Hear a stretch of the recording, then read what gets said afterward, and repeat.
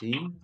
En particular, la corriente alterna tenía ciertas características, entre ellas la de presentar valores de tensión variables, ¿sí? Que cambian instante a instante de tiempo, y esto nosotros teníamos que interpretarlo como una tensión que provocaba el movimiento de electrones en un sentido, si tomábamos el semiciclo positivo, o el movimiento de electrones en el sentido opuesto, si analizábamos el semiciclo negativo.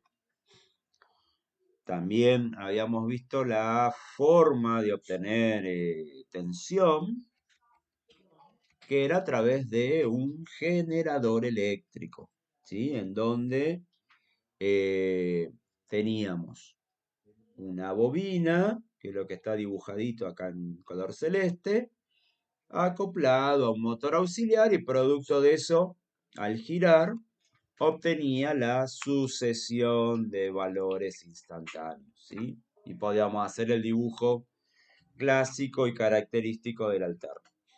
También habíamos visto que las tensiones alternas tenían ciertos valores característicos, entre ellos el valor máximo de la tensión, el valor eficaz, que era el valor que nos daban o nos registraban los instrumentos de medida, y también hablamos que la variación de los valores de tensión se repetían de manera indefinida y que cada conjunto completo de valores de tensión le íbamos a dar el nombre de ciclo. Al punto que, si contábamos la cantidad de ciclos que ocurren en un intervalo de un segundo, ahí definíamos a la frecuencia. Para el ejemplo que está dibujado acá en la pantalla o en la pizarra, ¿sí? Tenemos 1, 2, 3, 4, 5 ondas dibujadas, una a continuación de la otra, 5 ciclos. Así que ahí hablamos de una frecuencia de 5 ciclos por segundo, o, si lo expresamos en su unidad de medida, 5 Hz. Habíamos definido a la frecuencia como la cantidad de ciclos que ocurren en un tiempo de un segundo, y al ciclo como un conjunto de valores instantáneos, ¿sí? ¿Qué más?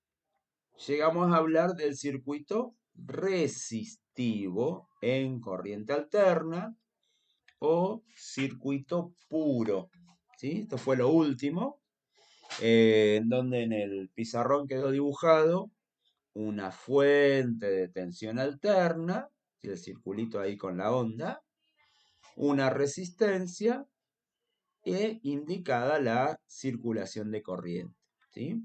Eso se sigue manteniendo de todo lo que venimos viendo de electricidad, o lo que han aprendido de electricidad cuando rindieron para la matrícula de conductor, es que si tengo tensión, tengo circulación de corriente. En alterna, al tener muchos valores de tensión, en muchos intervalos de tiempo, tengo que, al aumentar los valores instantáneos de tensión, también lo hacen los valores de corriente. Y coinciden que si la tensión está en cero, la intensidad de corriente también lo va a estar, y en el instante de tiempo en donde la tensión alcanza su valor máximo, los valores instantáneos de la corriente también van a alcanzar su valor máximo, tanto en el semiciclo positivo como en el negativo. A esas coincidencias, que acá en la pizarra están marcaditas con color verde, la llamábamos fase. Y producto de este nuevo término, de fase, puedo decir que en un circuito que tiene solo resistencia, la corriente eléctrica está en fase con la tensión. ¿Sí? Ese era el versito que habíamos dejado escrito al final del pizarrón. También les conté que se aplica la ley de Ohm. ¿Sí? La misma que usábamos para los circuitos, igual a U sobre R. O si tengo que aplicar ley de Ohm para calcular tensión, I por R. ¿Sí? Así como voy a tener resistencias en corriente alterna, va a aparecer la bobina. ¿Sí? Entonces, si tengo que dibujar un circuito con bobina, yo igual ahí les dejo tiempo para que vayan apuntando. ¿Qué voy a dibujar? Voy a dibujar la fuente de tensión alterna y conectadito a esa fuente de tensión una bobina, que la represento con un rulito ahí de cables. Normalmente, quizás se me va a escapar la palabra, la bobina tiene otro nombre, un nombre por ahí un poquito más técnico, que es el de inductor.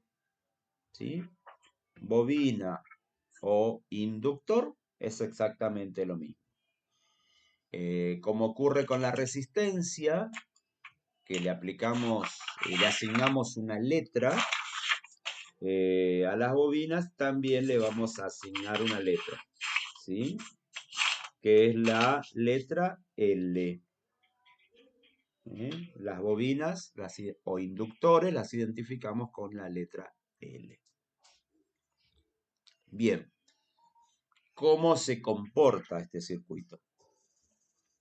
Cuando circula corriente eléctrica por la bobina, tuvieron que aprender en algún momento que eso genera un campo magnético. ¿Sí? Como la tensión es alterna, es decir, cambia de valor, y la corriente también es alterna, es decir, también cambia de valor, el campo magnético va a ser alterno, ¿sí? Es decir, sus valores de intensidad magnética también van a estar cambiando. Ahora, esto va a traer como consecuencia que la intensidad de corriente va a empezar a tomar valores instantáneos un instante de tiempo después respecto de los valores instantáneos que toma la tensión. ¿Sí? ¿Qué quiere decir esto? Que cuando la tensión alcance su valor máximo, los valores de intensidad de corriente van a recién a empezar a tener valores significativos. Si utilizo la palabra esta nueva que apareció, fase, en el caso de los circuitos con bobina, voy a decir que la corriente no está en fase. Voy a decir que la corriente está desfasada. ¿Sí? Y ese desfasaje va a ocurrir en atraso. Entonces, diré que la corriente está desfasada en atraso respecto de la tensión. ¿Sí? Característica de un circuito de corriente alterna con bobina. A ver, esto no es solo eh, el dibujo de la corriente desfasada con la tensión, ¿sí? Sino que acá tengo un efecto que ocurre en los circuitos, ¿sí?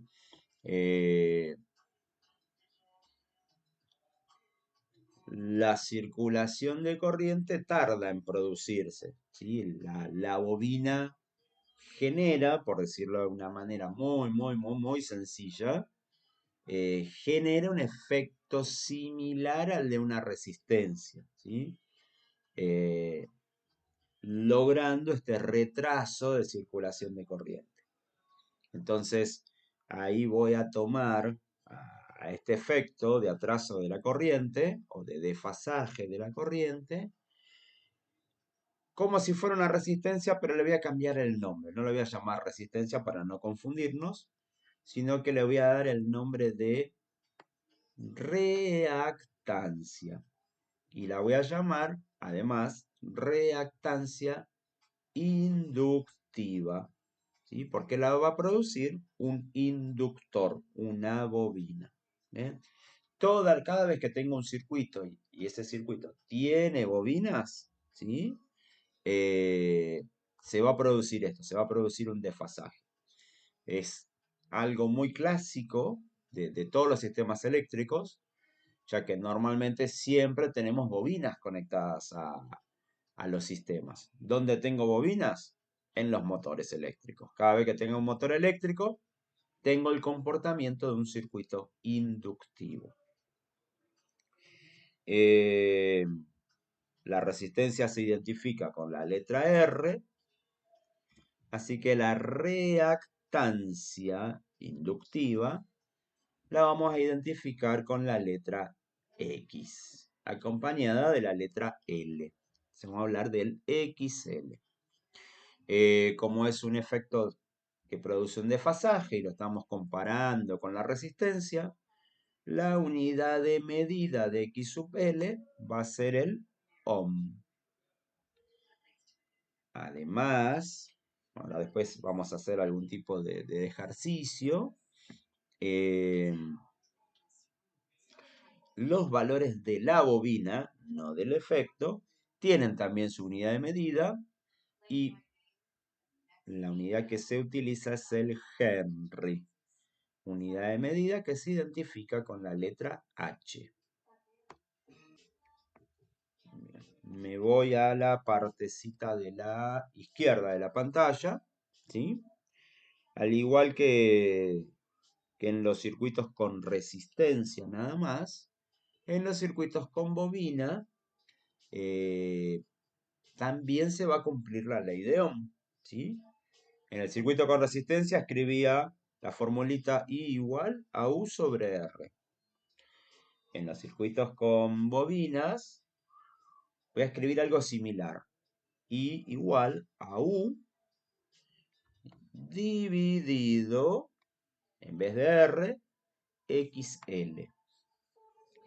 Y lo que van a notar es que al lado del XL está dibujada una letra J en color rojo. Yo se los pongo en color rojo a propósito.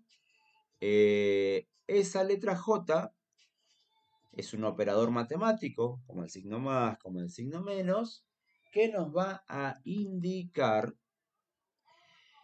que existe un desfasaje. ¿Sí? Esta J va a aparecer solo en la ley de Ohm que tenga bobinas o solo en la ley de Ohm que tenga capacitores. ¿Sí? No tiene valor numérico. ¿Eh? Y bueno, después vamos a ver alguna forma, método, procedimiento, truco, trampa de cómo eliminar la J, por lo menos para el nivel nuestro, para poder hacer las cuentas de ley de Ohm. ¿Qué más? Ahora sí me voy a la derecha, lo que está escrito en verde. Eh, la reactancia inductiva se puede calcular, ¿sí?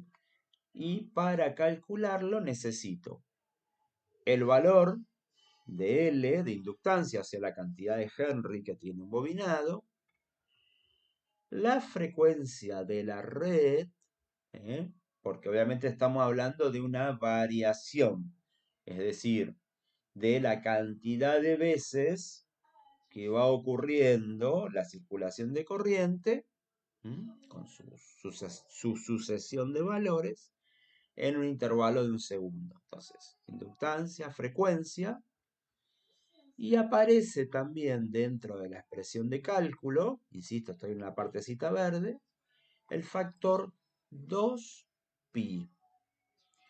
Esto es una expresión en radián de un ángulo, ¿sí?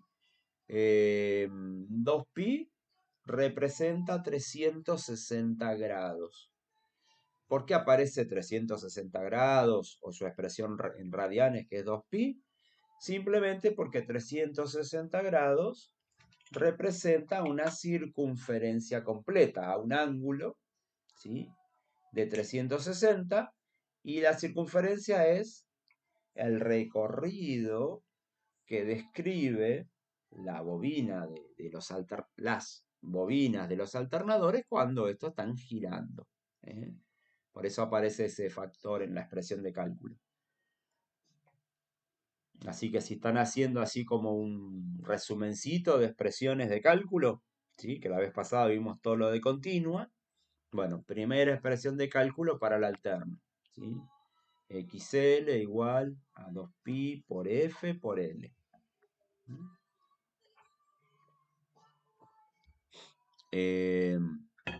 Acá cuando hagamos cuentas, los que usen calculadora científica, ¿sí? En la calculadora científica tienen una tecla que tiene el símbolo pi. Así que cuando tengan que hacer la cuentita, van a escribir o van a apretar la tecla del 2, la de multiplicar y la teclita del signo pi. ¿Por qué? Porque, digamos, esa tecla cuando la presionen van a ver que les va a dar un número largo, ¿sí? Con, digamos, un 3 con muchos decimales. Aunque si de repente no tengo calculadora científica, tengo una calculadora común, puedo escribir el número pi. Lo clásico es que todos le digamos 3,14, pero por ahí, para que nos dé un poquito más exacto el valor, les diría que utilicen el numerito 15, 3, 14, 15, 16. Bien. El tercer componente es el capacitor.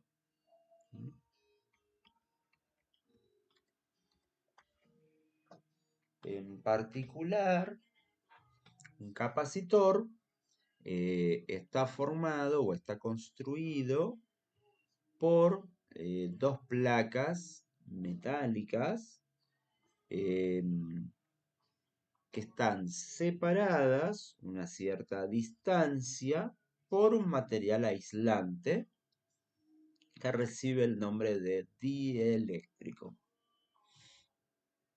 Lo que hace un capacitor es, se dice así, almacenar cargas eléctricas. Es decir, si lo conecto a la red, lo que va a hacer el capacitor es tomar, dicho de una manera muy sencillita, todos los electrones disponibles en un circuito.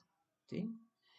En particular, los capacitores tienen la forma de cilíndrica, la forma de un tubito, y esto se debe a que lo que se hace cuando se fabrica con las láminas, con las dos placas, se las enrolla para que tengan una menor dimensión, para que ocupen menos espacio. ¿Sí? Respecto a la representación circuital, igual que antes. Fuente de tensión alterna, símbolo del capacitor, que son las dos rayitas paralelas. Y ahora vamos a ver un poquito el comportamiento del capacitor, su comportamiento natural y bueno, qué va a ocurrir cuando se lo conecte a tensión alterna. ¿Sí? Cuando lo conecto el capacitor a una fuente de tensión, por ahora lo vamos a ver en continua, después lo vamos a pasar a alterna. Entonces, cuando lo conecto a una fuente de tensión continua, una pila, una batería, lo que va a ocurrir al cerrar un interruptor de circuito es que los electrones tienden a quedar acumulados en las placas del capacitor, ¿sí? Y permanecen ahí hasta que se cierre un circuito, ¿sí? Entonces, paso 1 del comportamiento del capacitor, si le aplico tensión, se carga, es decir, almacena cargas eléctricas. Y las tiene ahí, ¿sí? Ahora, si tomo el capacitor cargado y lo conecto a algún componente de los circuitos, a una lamparita, yo siempre a veces digo, bueno, quizás alguno ya hizo el chiste en algún momento de cargar y conectar el capacitor a una pila, a una batería, o sea, cargarlo y por ahí ponérselo en el brazo, en la mano de algún compañero, ya que nuestro cuerpo es conductor, lo que estamos haciendo es cerrar el circuito, ¿sí? Entonces, cuando uno cierra el circuito del capacitor, cargado por supuesto, lo que va a ocurrir es que las cargas eléctricas se van a desplazar por todo el circuito y esto va a permanecer así hasta que todas las cargas eléctricas, ¿sí?, se hayan desplazado, es decir, hasta que el capacitor se haya descargado por completo. El hecho que los capacitores, cuando tienen tensión, almacenan cargas y que cuando no tienen tensión, pero el circuito de ellos está cerrado, se produce la descarga del capacitor, hace que en los circuitos con corriente alterna, cuando se aplica tensión a un circuito con capacitor, la circulación de corriente se dé con valores instantáneos mayores y que alcance su valor máximo, la corriente, antes de que lo haga la tensión. Acá en el capacitor también tengo un desfasaje de la corriente respecto de la tensión, pero en este caso va a ser un desfasaje en adelanto. Simplemente porque el valor máximo de la corriente se alcanza antes que el valor máximo de la tensión. Igual que la reactancia capacitiva, ¿no? Acá estamos teniendo un corrimiento de la corriente. En el caso de la bobina o del inductor, a eso lo llamábamos reactancia. En el caso del capacitor también lo vamos a llamar reactancia, pero ahora le vamos a agregar el subíndice capacitivo. O sea, vamos a tener una reactancia capacitiva, ¿sí?, para nombrar o mencionar el efecto del capacitor en un circuito de alterno. Igual que con el inductor, en un capacitor también se cumple la ley de Ohm. Entonces, para calcular una corriente, voy a tomar la tensión del circuito y la voy a dividir por la reactancia capacitiva. Igual que en el inductor, aparece el operador matemático J, ¿sí?, acompañando a la X de la reactancia, y como el desfasaje es opuesto, le aplico el signo menos. El valor de reactancia capacitiva también lo vamos a poder calcular ¿sí? Acá tenemos la expresión de cálculo. Vamos a necesitar siempre el valor de frecuencia de red de un circuito. Aparece el término 2pi, producto de estar relacionando, digamos, el movimiento circular de las bobinas de un alternador. Y tendremos que conocer del capacitor su valor característico, que en este caso es la capacitancia. ¿eh? Puedo calcular, ¿sí?, el valor de reactancia inductiva. ¿m? Y para ello necesito datos de frecuencia y datos del capacitor. ¿Sí?